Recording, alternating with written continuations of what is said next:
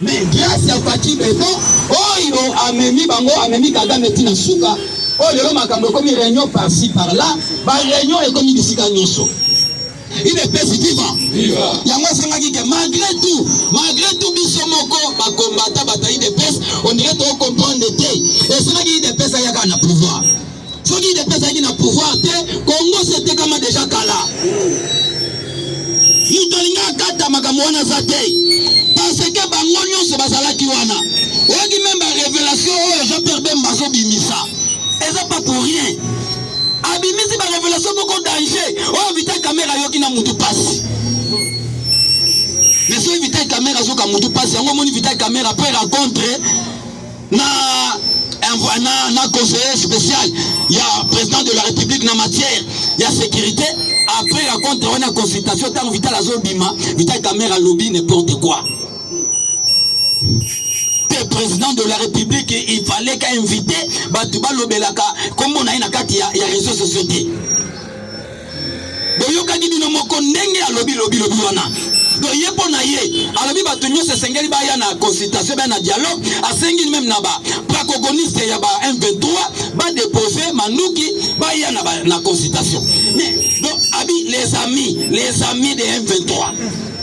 Ba criminel oh ba saboter ba congolais na Goma na Bukavu lelo ba komi ba ami par rapport ya ni il de pèse vivant asali ba déclaration moko lobi fallait pas président de la République atika ba tuba kenda koloba n'importe quoi pour ba ça la division pendant que bazo luka cohésion nationale depuis na ba déclaration Jean-Pierre Bemba ou de sala na kitambo pona ye alobi ezali division babiloko alobi ya Kabila tata na ye mabila mama na ye za wapi atalisi babiloko na nyonso pe yebi na bino ke mutu azwaka pouvoir oh bapesa ki pouvoir ta musa kufaki c'est grave il est pèse vivant il est payé yoza eloko parce que tala ndeko moka so ngaloba na Jean-Pierre Bemba na tunier au moni Jean-Pierre Bemba asolola na Museveni Kabila na komi président de la République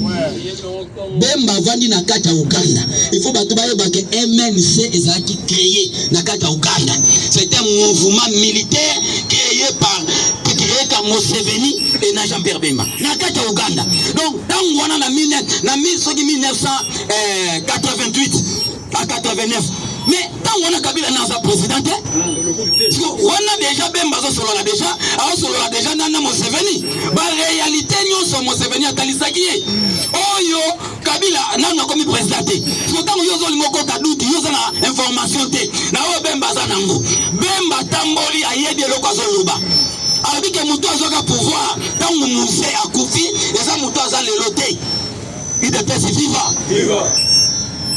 mais abi mutu azoka pouvoir eza yeta baneko ba mungongo muke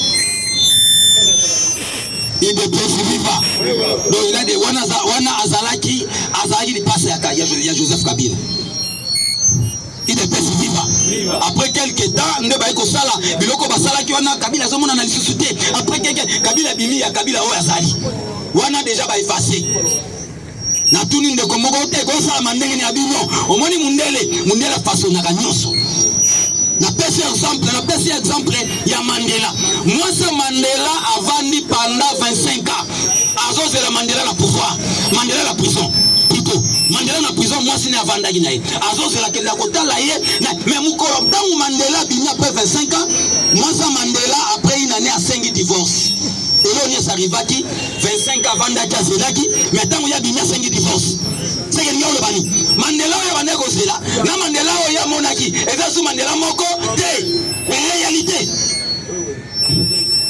il est pèse vivant nabi loko s'arrive qui katali habité oya za Mandela oya za ki mobali ngati oya za Mandela ba sali ko sala a 5 divorces siko yo tourna que a 5 divorces bani et ça la réalité oh ça là qui on a ba révélation a pèse bima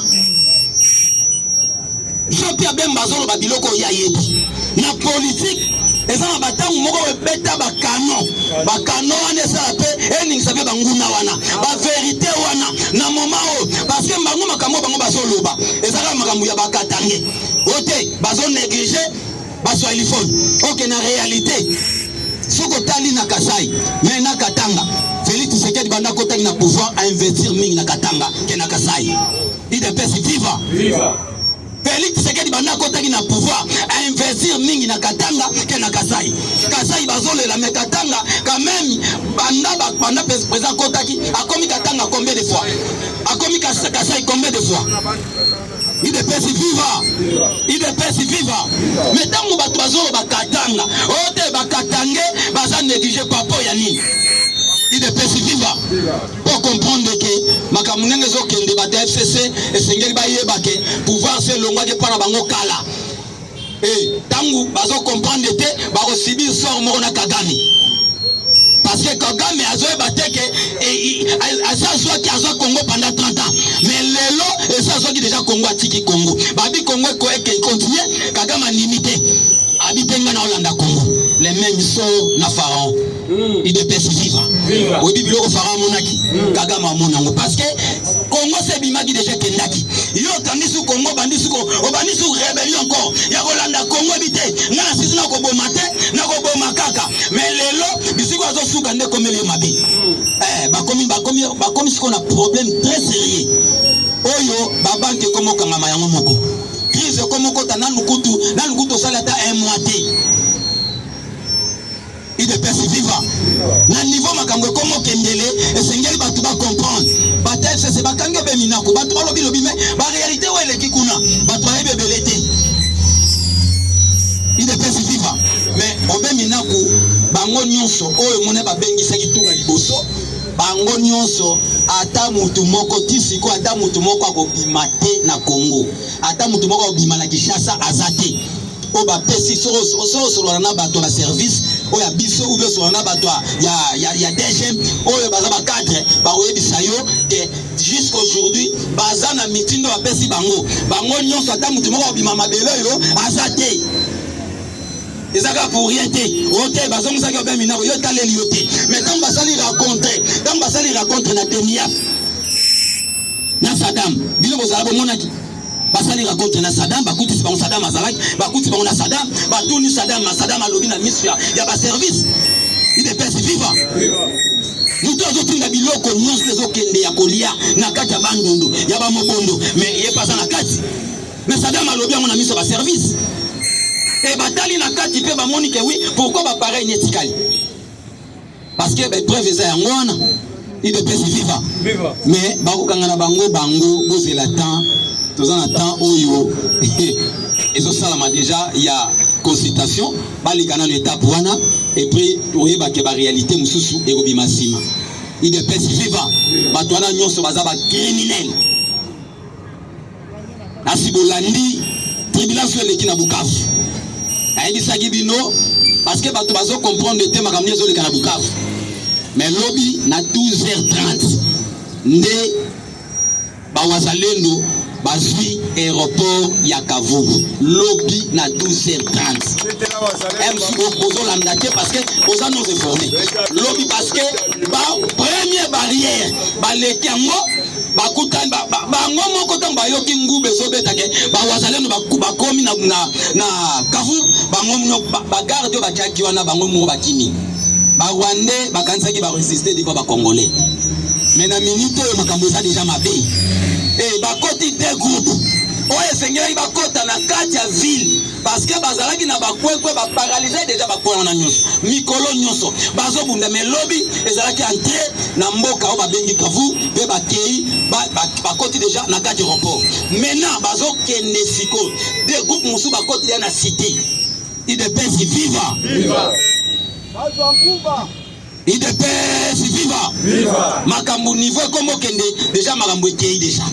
Entre temps koto ezoka ote Sadeki pa lobby ye bazo tinda ba état major na ye bango nyonso bazo ya kokita na Goma na Bukavu.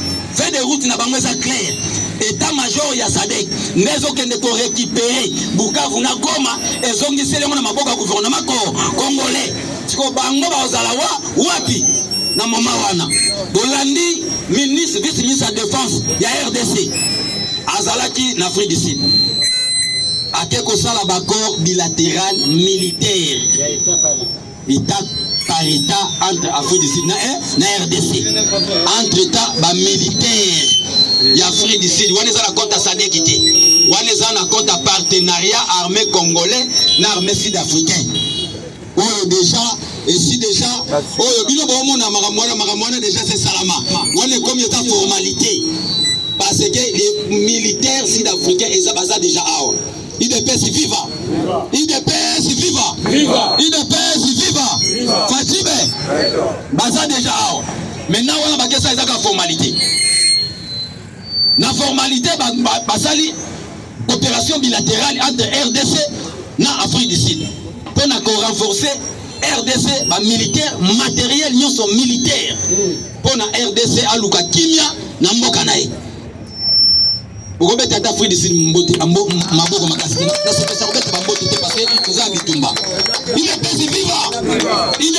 viva non ba réalité ouezoleka esengeli ba congolais ba comprendre na ba réalité politique ouezoleka mokonzi mboka azosala ne plus que tout que amema makambo na kimia si tout va bien makambo changer té pas de changement les 4 autres c'est le conseil de sécurité asuki sa makambo nyonso pour la résolution du conseil de sécurité c'est que les 4 wana pesa prévu que le président de la république na Kagame Mushopi bakokutana na Qatar IDPS vivant parce que nasi oui IDPS vivant IDPS vivant bakokutana na Qatar